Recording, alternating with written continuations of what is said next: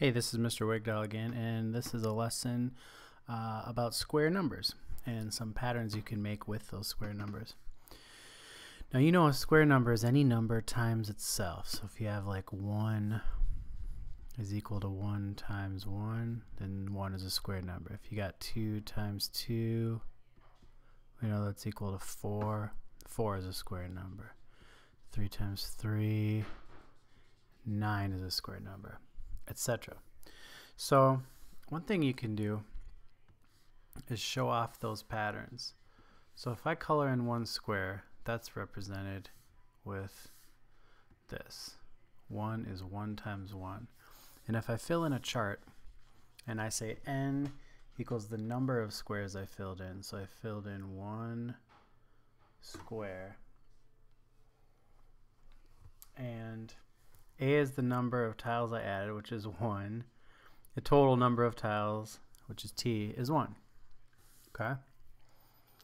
Then, I can try it again. And if I do this, now you can see that the number of tiles on a side is now 2.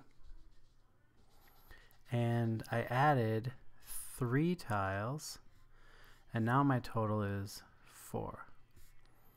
Can fill in this chart to kind of look for some patterns. You might remember another way to do this is to write 1 squared, 2 squared, 3 squared, or 1 to the second power, 2 to the second power, 3 to the second power. Alright, let's fill in another set here. If I fill in another set and then fill in my chart, I just added, well, let's start with the side. There's 3 on a side, right? It's a 3 by 3 square, so there's 3 on a side. How many did I add? 1, 2, 3, 4, 5. And now I have a total of 9. If I go ahead and do another layer, adding 1, 2, 3, 4, 5, 6, 7. So I'm adding 7. On the side now there's 4. It's a 4 by 4 square if you count everything that's colored.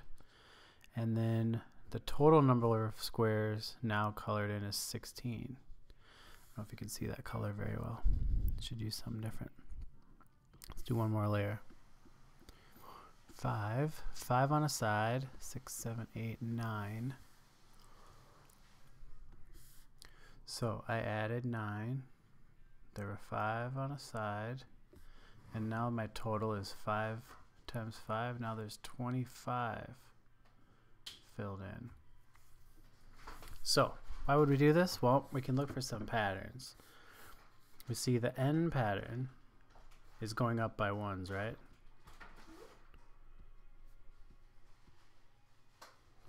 By ones. The A pattern, you can see, is counting 1, 3, 5, 7, 9. You probably recognize that as skip counting in the odd numbers.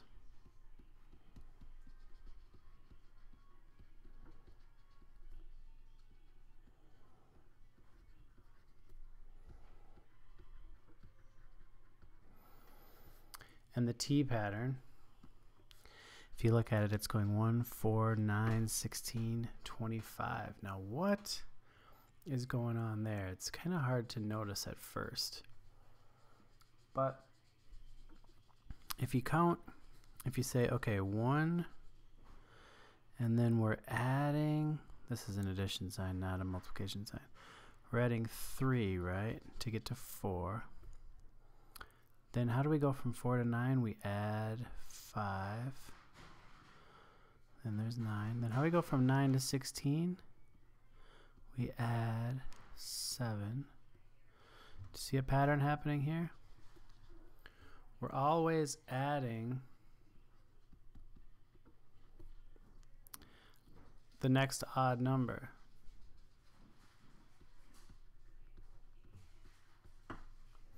It's kind of complex, but if you keep following the pattern, how do we get from 16 to 25? We add 9. So if you look, there, there, there, and there. Every time we go up another T number or total number of squares up here, we're adding the next odd number in a row. So you can predict by using this formula. We call it a formula because it helps us, if we plug in numbers, it helps us predict new numbers. This is called a formula here. Might as well spell that out for you. Formula. Formula. We can predict. Let's use, well, yellow is hard to see. Let's use black. This is going to be 6. Following our formula, what are we going to add here? That's right, we're going to add 11, the next odd. So you think this is going to be 36. So let's try it.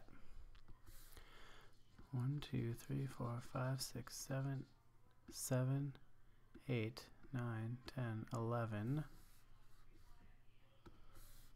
We added 11. And how many do we have now? 6 by 6 squares colored in. If we counted them all, there'd be 36. So there you have it. Square number patterns. Filling in a new row of squares or a new band of squares around the side and top each time produces a pattern in all 3 of these columns that we can use to plug into a formula to predict later numbers. Okay, thanks for watching.